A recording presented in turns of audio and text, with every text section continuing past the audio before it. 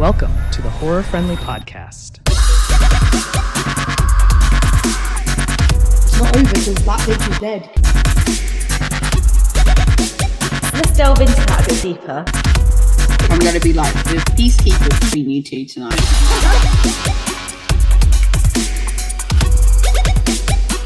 Yeah, fuck with the original. Yeah, don't fuck with the original.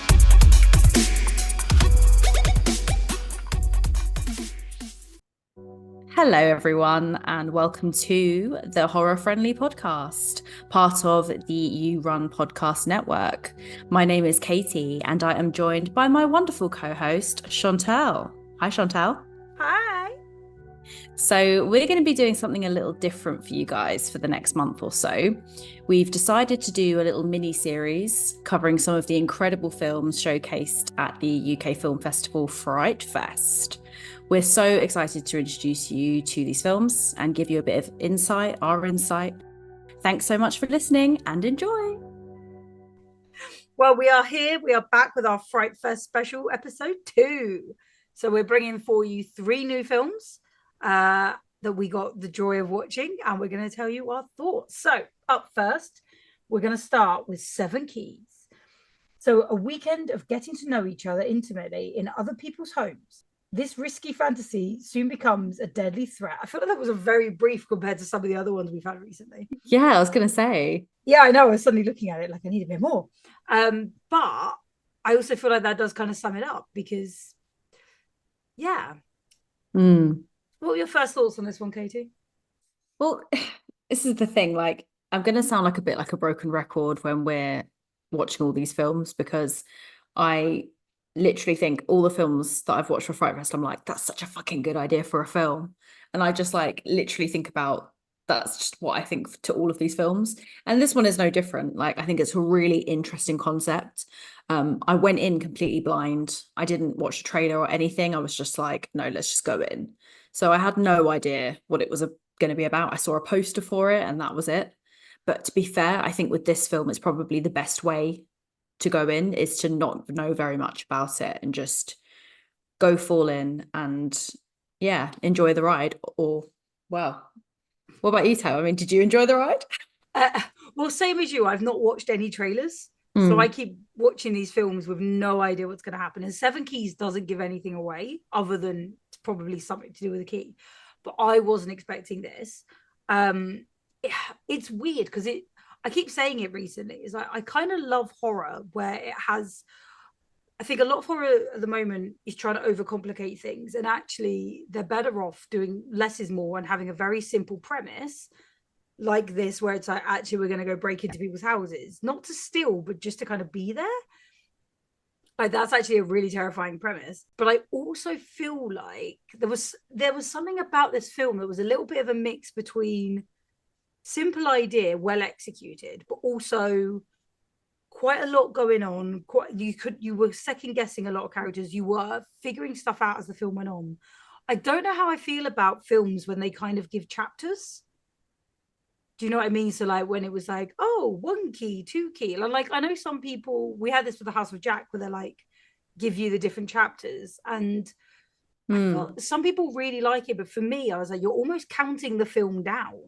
And yeah, I was like, I think it was quite a long film, and I was like, for that, you're almost like, but also by like key 4, 5, a lot's happening. So you're like, what the fuck else is there to come? Like, what? How much more ramped up is it going to get?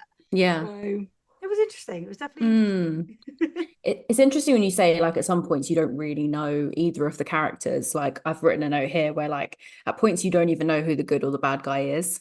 Like, because they're both kind of holding secrets. You know slightly more about Lena's life than you do about Daniel's because you see a little bit of it more at the beginning, but you still don't really know anything about her. And like how the fact for ages she didn't mention she had a kid and things like that. And so you're kind of like, what's she hiding? You know, could she be the antagonist in this or is it him?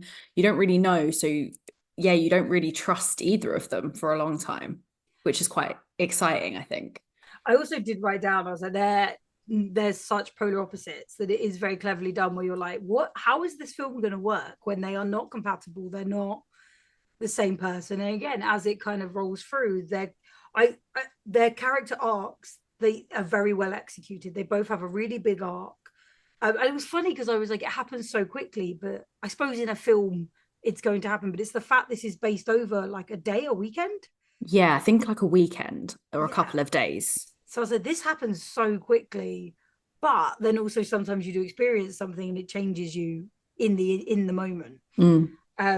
So it was very, very bizarre. And there were a couple of things that, again, we're trying not to give spoilers, but there was one thing I picked up on and I was like, that's really irritating to the story, not because it was badly written, but I was like, oh, that's a really irritating detail.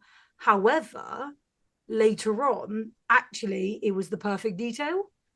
And that's really nice. So it was just interesting how where I was going, oh, they just haven't thought that through. Actually, I think there have been some very good details thought through and put in, and now I just can't say what they are. But I think this film is more clever than it appears as well, like the first. Cool. Which, yeah. I Yeah. have to say afterwards and see That's if you very picked up on the interesting. same point I did. Yeah, you'll have to let me know what that is. Other people would be like, why did she do this? Why is she being so cryptic? I'm like, I'm sorry. It was just on my note. And then I was like, shit, I can't. I also love how like Joy Wilkinson, who directed this, she also gave both actors their moments. I don't think either outshone either. I think, to be fair, I think they had a lot of chemistry and they both had their time to shine. Yeah. And so I think it like says a lot, really. Well, I think those two, they had a really strong performance together and separately. I thought they were both very strong. Yeah. No, I'd absolutely agree. And as you say, like their chemistry was good, but also at point when it had to be good, it was amazing. And when it wasn't, they were so good at it. And I was like, I'd actually love to see how these two are not on camera, because there was so much conflict and love and like adventure and excitement and fear all in one, but at different times. And I was like, they actually nailed it really well. So we have Emma McDonald playing Lena and Billy Postlethwaite playing Daniel.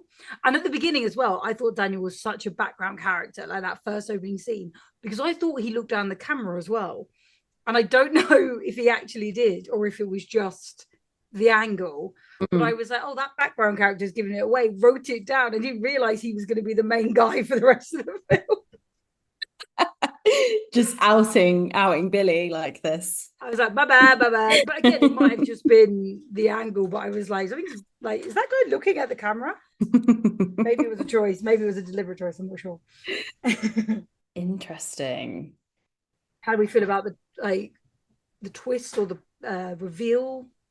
Again, I don't want to give spoilers, or even if you say there's a twist, people are then trying to figure it out. So. Yeah. So kind of predictable, but then I also I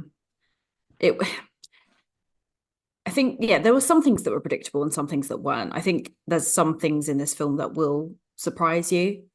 Even if you're kind of predicting the ending, there are other things within the ending that will still shock you. So yeah, kind of predictable, but still executed well. The thing I think I really liked this film, but I think the one thing that slightly let it down for me was the actual final ending. Right. I did find, I hope this kind of makes sense, that it seemed slightly as if they were trying to give empathy to the antagonist, because they sort of choose a moral thing to do at the end. And you're kind of like, are you trying to,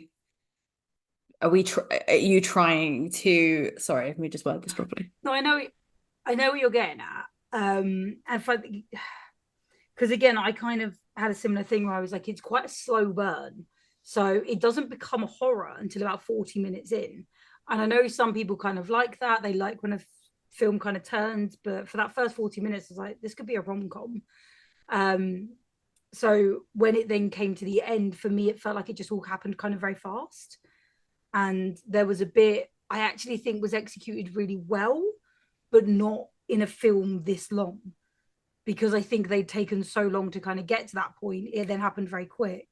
Whereas had that happened as part of something much bigger, as part of, maybe sooner, or if it had just been a far quicker paced film, it would have made more sense. Mm. But instead it was kind of like, oh, we're going to give you every little detail, and then suddenly this is done. And I was like, and then there was the final scene, and that was also felt very quick and wrapped up. And I was like, yeah. Okay, so that all could have, I think they could have done with only one final scene, and it had been kind of longer and more. Don't know. Yeah.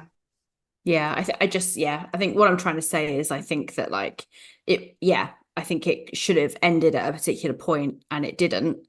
It carried on and sort of completed the story more, but I felt like it was a bit like there was some sort of sympathy that was supposed to be gained there from all the characters involved, and I think with some were maybe less deserving of sympathy than others, but maybe not, maybe sympathy, empathy isn't the right word, but you're meant to sort of feel like, oh, okay, that character has been bad throughout this time but is suddenly choosing to do a good thing. It's like redeeming them.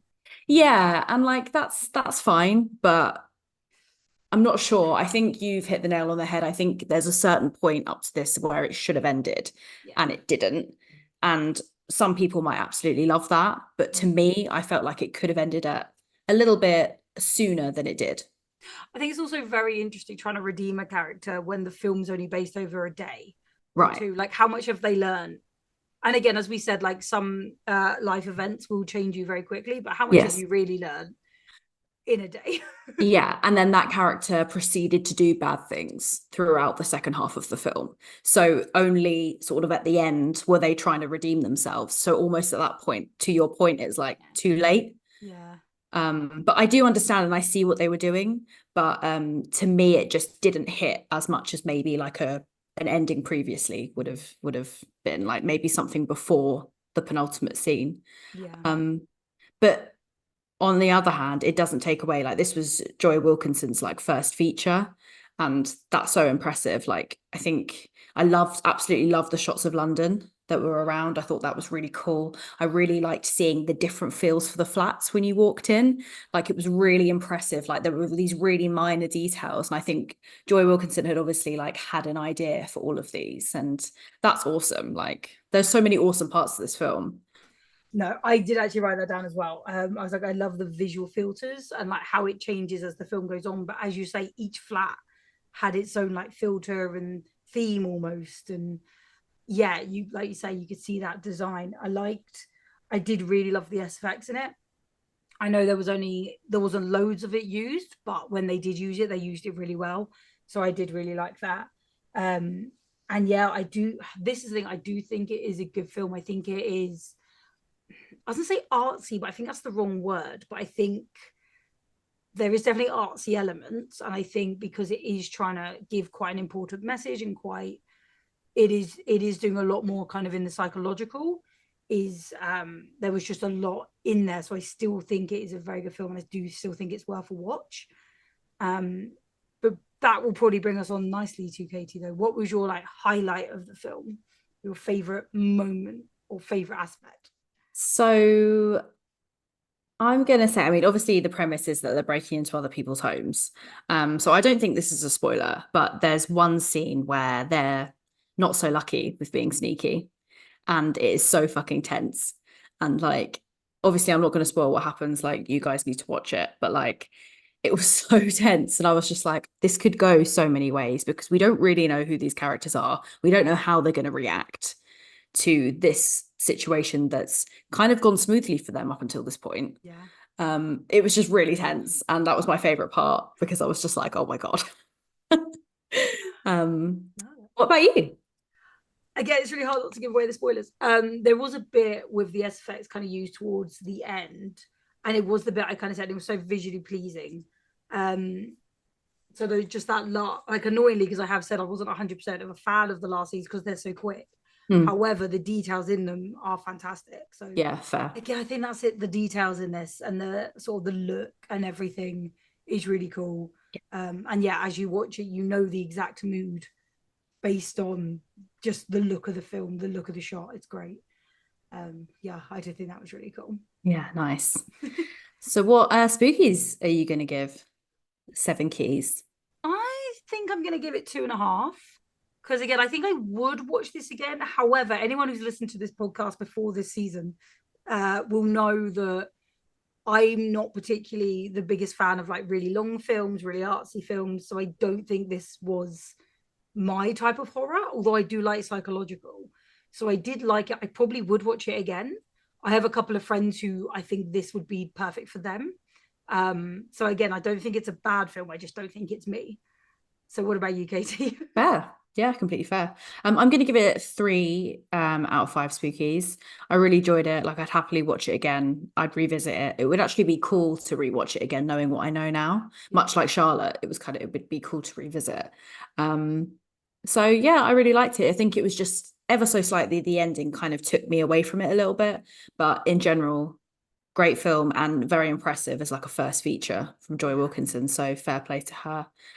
So I was just about to say, like, who would you recommend this film to? So when you say the friends that you're going to suggest it to, like, what kind of films do they like then? So again, the friends I sort of have in mind, they are a bit artsy, but they also like they have an interest in film and they have an interest in kind of like how they're made.